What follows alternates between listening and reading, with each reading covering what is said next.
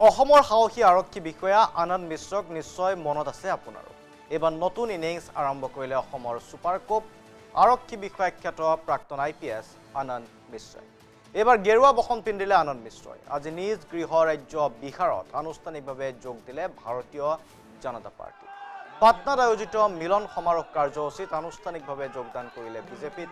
ইয়াৰ পূৰ্বে প্ৰশান্ত কিশোৰৰ দলত আছিল আনন্দ মিশ্ৰ।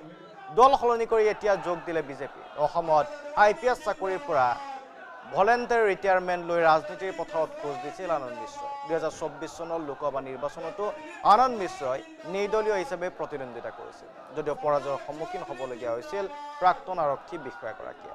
তাৰ পাছত প্ৰশান্ত কিশোৰৰ স্বৰাজ পাৰ্টিত যোগ দিছিল আনন্দ মিশ্ৰই, কিন্তু বেছি দিনলৈ সেই পাৰ্টিত নিটিকিলে আৰু এইবাৰ বিহাৰৰ বিধানসভা নিৰ্বাচনৰ পূৰ্বে বিজেপিত যোগদান কৰিলে আনন্দ মিশ্ৰাই।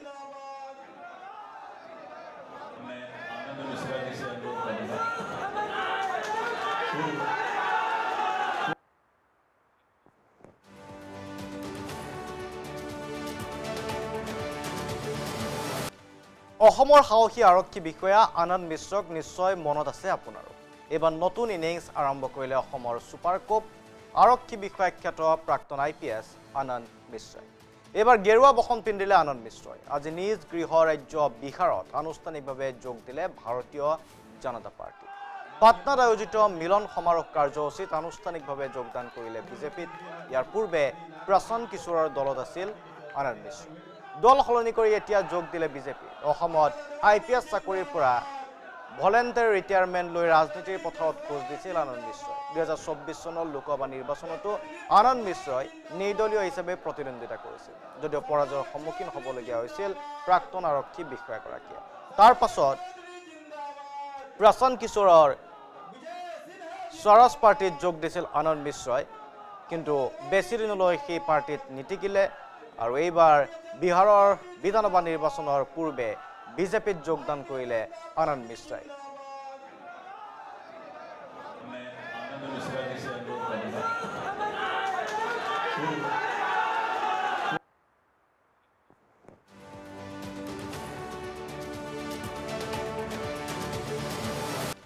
অসমৰ সাহসী আৰক্ষী বিষয়া আনন্দ মিশ্ৰক নিশ্চয় মনত আছে আপোনাৰো।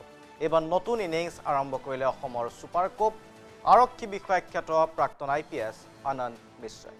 এবাৰ গেৰুৱা বসন পিন্ধিলে আনন্দ মিশ্ৰই। আজি নিজ গৃহ ৰাজ্য বিহাৰত আনুষ্ঠানিকভাৱে যোগ দিলে ভাৰতীয় জনতা পাৰ্টি।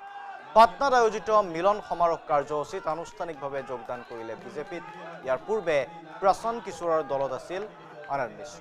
দল সলনি কৰি এতিয়া যোগ দিলে বিজেপি। অসমত IPS চাকৰিৰ পৰা ভলেণ্টাৰী ৰিটায়াৰমেণ্ট লৈ ৰাজনীতিৰ পথাৰত খোজ দিছিল আনন্দ মিশ্ৰই। 2024 চনৰ লোকসভা নিৰ্বাচনতো আনন্দ মিশ্ৰই নিৰ্দলীয় হিচাপে প্ৰতিদ্বন্দ্বিতা কৰিছিল, যদিও পৰাজয়ৰ সন্মুখীন হ'বলগীয়া হৈছিল প্ৰাক্তন আৰক্ষী বিষয়াগৰাকীয়ে। তাৰ পাছত প্ৰশান্ত কিশোৰৰ স্বৰাজ পাৰ্টিত যোগ দিছিল আনন্দ মিশ্ৰই, কিন্তু বেছি দিনলৈ সেই পাৰ্টিত নিটিকিলে আৰু এইবাৰ বিহাৰৰ বিধানসভা নিৰ্বাচনৰ পূৰ্বে বিজেপিত যোগদান কৰিলে আনন্দ মিশ্ৰাই।